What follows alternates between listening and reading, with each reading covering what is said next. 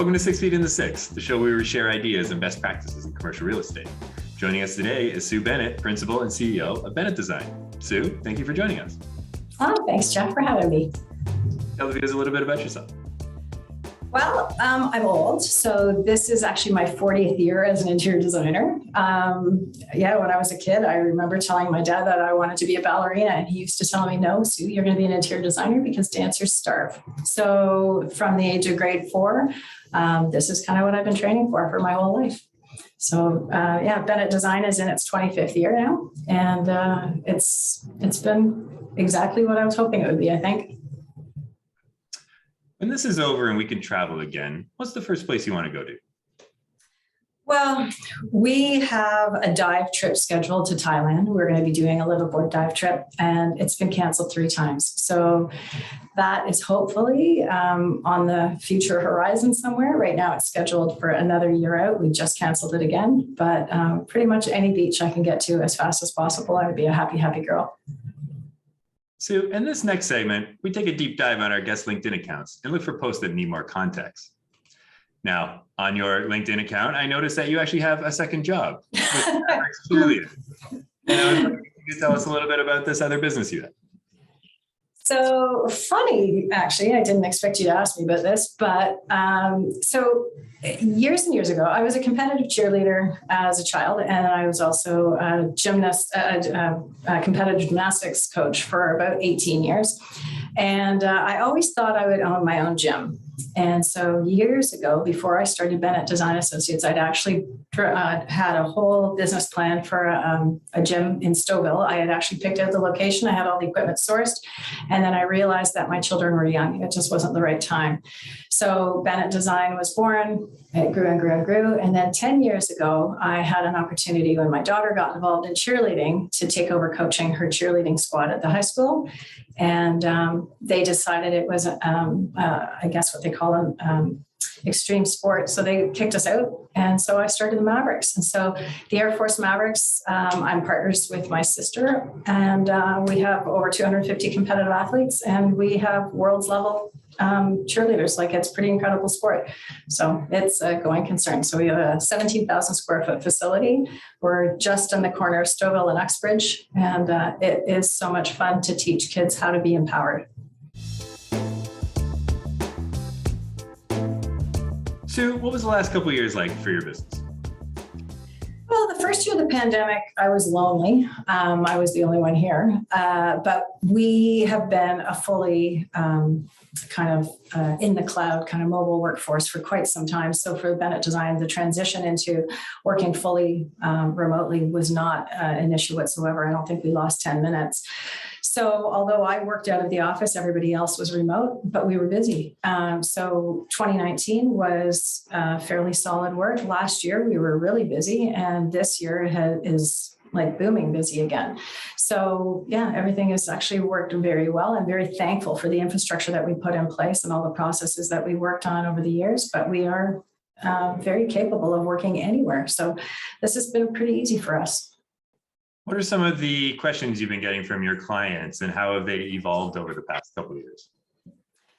Well, originally at the beginning of COVID, what we did is we set up a research team really just to curate all of the information that was coming down the pipe, because there was a ton of information and it was changing really quickly. And we wanted to make sure that we were giving our clients the most up-to-date information that we possibly could. And of course, nobody knew anything. We were all just guessing at that time.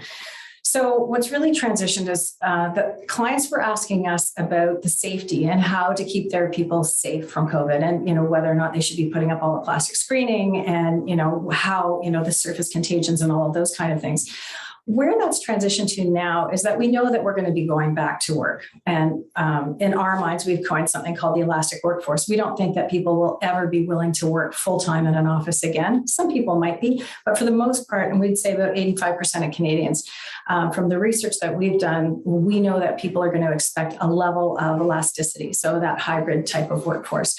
So now what people are asking is, how do we determine what, whether we are capable of doing that and what our propensity for that change would be, but also how do we articulate that? And then how do we monitor that? So we've been working on a lot of policy and protocol for our clients as well, but we've developed what we call the Elastic Workforce Scale that helps clients understand kind of where on the scale they could be between a traditional and a fully mobile office. And that has been really incredibly helpful because people want to know what are other people doing and then where are people's comfort levels fitting in. And the right answer to that is really, there's not one size that fits all. Every company is a little bit different depending on what the work is that they do and where their people come from and what their people are telling them. Some people have moved up to North Bay and they're never coming back. But for the most part, we do see that people will want to be back in the office a day or two a week.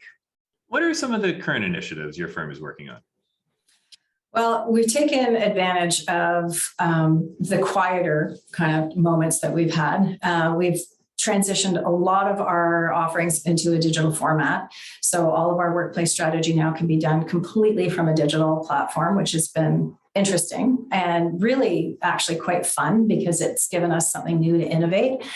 But we have a very robust workplace strategy, but we have been talking about this elastic workforce concept for about a year now and understanding kind of where people fit between a traditional office and a completely remote or mobile office situation. And so allowing people the ability to be able to articulate for their company specifically where they feel that they would fit. Working on kind of this elastic workforce scale, looking at helping clients identify how hybrid they possibly could be and what their staff is going to be able to, or what their staff is comfortable working with.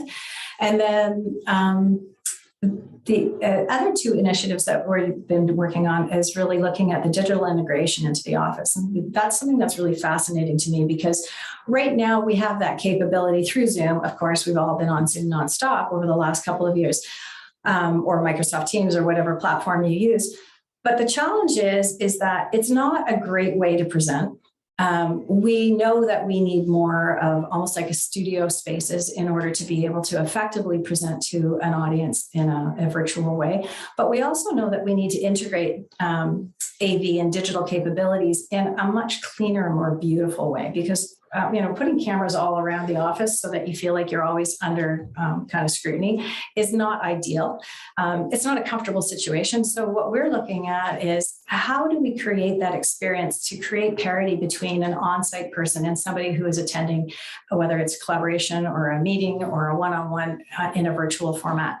So we've been doing a lot of work in that area and it's really fascinating to me, but there is a lot of catch up that's going to happen on the AV and the digital side of things, but how do we incorporate that in a really clean and beautiful way into space? And then the third thing that we've been working on is our peer design initiatives. And so Bennett Design is very conscious of the world around us, but also creating healthy space. So over this last year and a half, we have updated our peer design initiative, which is something that we have done for years, but we've never charged, we don't charge our clients for it. It's just something that we know is the right thing to do.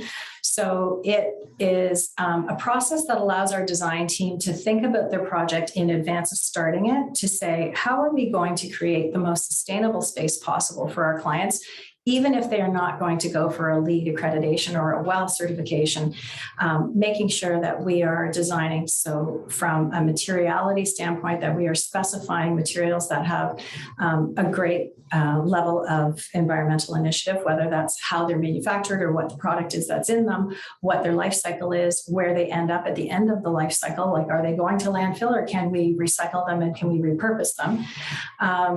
But also in construction methodology. And then also taking that one step further into that whole wellness side of things to say, how are we designing space from a biophilic standpoint as well to make sure that people are supported in that mental health so that they feel good about coming to the office every day and that we know that we have done something good for the environment. So at the end of every project, our intention is to provide all of our clients with a peer design report so that they can feel as good as we feel about creating space that at the end of the project has actually benefited the world around us.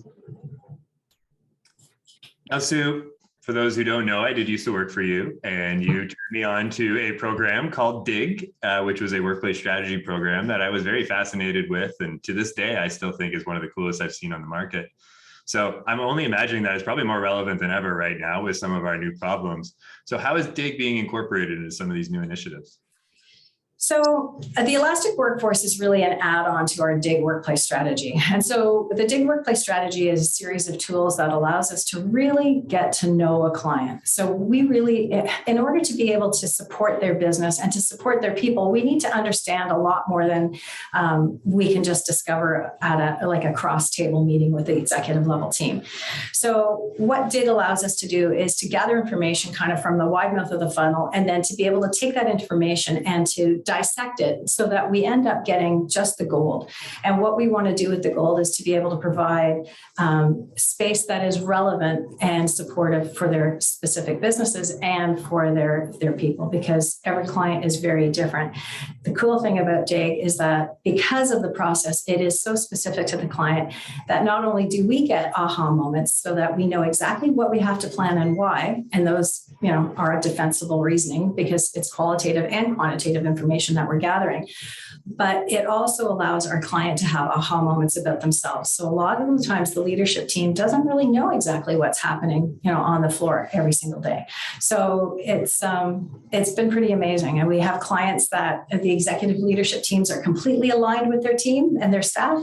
And then we have leadership teams who think that this is their culture, and then their people tell you something completely different. And so every new project is so exciting because that discovery allows us to really get to know them, and we get to educate them too. And so it gives us an opportunity to really let kind of people know what our intention for the project is, and then we understand what their needs are. And so it becomes a really good blend and fit.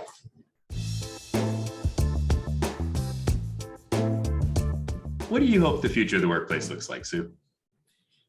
Okay, this is a huge question for me because I think I've thought differently as an employer, about the way I treat my employees than a lot of other companies do. And we've been talking to people about this for a long time. And Jeff, I'm sure that I've shared with you my university model kind of analogy. But, I think the future of the office has to be more flexible. Employers need to be more trusting. They have to allow for much more autonomy going forward. So, Bennett Design was really built on trust. And just as a little bit of a sidebar, my thought process behind that always was that, you start school in kindergarten and you got to sit at a desk, and when you need to use the washroom, you put your hand up to go to the washroom.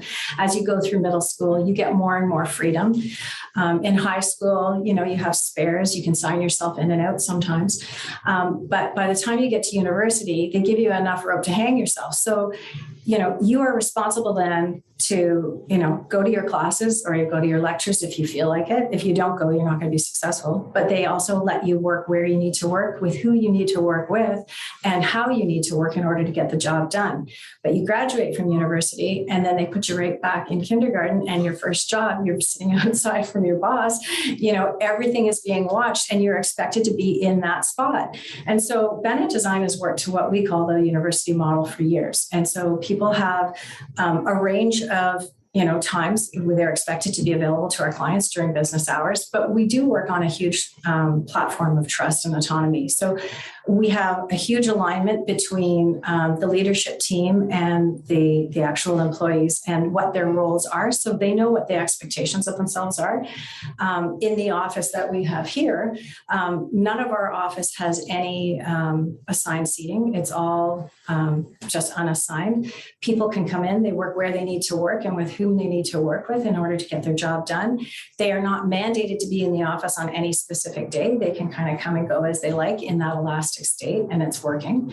And we work to an activity-based work model so that, every team has their morning huddles. We all know exactly what we've got to do over the course of the week, and people are accountable to it, just like you did in university. And if you want to graduate from university and you want to be successful, we have set out, that path in order to creating that success. So what we're talking to our clients about is the fact that in order to be competitive in a market like today, where the power is truly with the employee, and in order to be able to gain, that mental capacity from such a wide range of locations now. I mean, we've got staff. I've got a designer that lives on Manitoulin Island. I've got a designer in North Bay. We no longer have to be in the same office. And we've been talking to clients about this for years. But the lovely thing is in the last 2 years, they've often proved it to themselves. So where I see the future of the office going is we're going to be more adaptable than ever. We are going to transition our space, in my mind, to a collaboration heavy environment because we're coming back in order to be together. So that's not discounting the fact that we still need focus space, because absolutely we do. Like, not 100% of anyone's day is going to be in collaboration, possibly. So we need to make sure that there is escape spaces from that collaboration area in order to do socialization and, you know, catch up with people and to do all of those things that we haven't been able to do in person for the last couple of years. But this is a huge advantage right now for the furniture companies because, as you know, when we are designing to be as agile as possible. So we want the ability, and I've been talking to my clients about the joy of being wrong. We need to make sure that we have the ability to reset, to make those changes, because we don't know everything. Although we've been doing research for the last 2 years, all we're doing right now is we're designing to be as fluid, as adaptable as possible so that we can then observe when people start to come back, because some people are going to have almost a PTSD in around COVID, and some people are going to come back as though it never existed. And there's going to be, barriers between that kind of two sets of people. And so we need to make sure that we're bringing people back in a safe way that's comfortable specifically for them. So where we've always talked to our clients in the past about, creating space that has choice and control for that autonomy and trust situation. Now we need to make sure that we've got that choice and control and the comfort so that people can be in a space and to be able to either back out of that space or to be able to shift around to make sure that they have the isolation that they need in order to feel safe and in coming back. So I think, leaving lots of room for trial and error, holding back 10% of that budget in order to bring in, a different set of collaboration furniture, if that's the case, if that's what we need, we are fallible. And I think designers need to realize, and clients need to realize that designers are throwing spaghetti at the fridge here a little bit. And at the end of the day, we are going to build as adaptable as we can. And then we are going to really spend a lot of time observing and then resetting and tweaking and changing and morphing. And I think, we're going to end up with better space, but employers, I do believe leadership has to step up. They've got to create work environments for their staff that will allow their staff that autonomy, and it's going to have to work on a trust-based system. So that's truly where I believe. And then, also that whole digital integration piece that we're working on, making sure the mental wellness is up there as well, because that's huge. We've just got so many important things that have come out in the last 2 years. So that's where we're going. Sue, I mean, not to downplay what you said, it's great. But so much of this is just common sense these days. Absolutely. It feels like the things our clients are asking from us are the same as pre-COVID. They always said they wanted flexible offices, but we just never did that. It was just something we said, where now we're taking a deeper look at it. But I think people also have a realization that it can work, right? They've been forced into this to this point, right? So, when we talk to clients about this in years past, they would either say, oh, well, yeah, that's great for Google, but that'll never work for us. But it doesn't have to be at the same extreme. But what we do know now is that we do have the capability of working remotely, and it's not always the most perfect solution, and it's not always the easiest. But the fact of the matter is that there has to be that elastic workforce kind of scale that you would fit into in order to make sure that you're appeasing your staff and that you're attractive to employees, that you still can communicate your culture in a very loud and vibrant way, but that you're still supporting those business initiatives that have to get done and that level of productivity that's so important. Sue, is there anything else you want the Six to know about you or Bennett Design? Yeah, we've got some great exciting news coming up. So we are in growth mode again. So we are moving into our brand new downtown office in the beginning or probably the middle of February. So we now have a space down on Berkeley Street in Berkeley Castle, right by the Distillery District. So we picked the most fun part of town. And I mean, as we're growing, we are now considered one of the largest independent interior design firms in Canada. And we're really proud of what we've grown. And so we'd love to invite people to come down. If you want to come and just park yourself and work in our downtown office, our main office is up in Uxbridge. If you want to see the deer and the coyotes on a drive up, feel free. We would always love to have it. As long as you're double vaxxed, you're welcome to come in. You can cut that last piece out. Well, thank you, Sue, for sharing your ideas on commercial real estate. Keep up the good work. Thank you. Toronto, you're the best city in the world, and we can't wait for you to feel better again.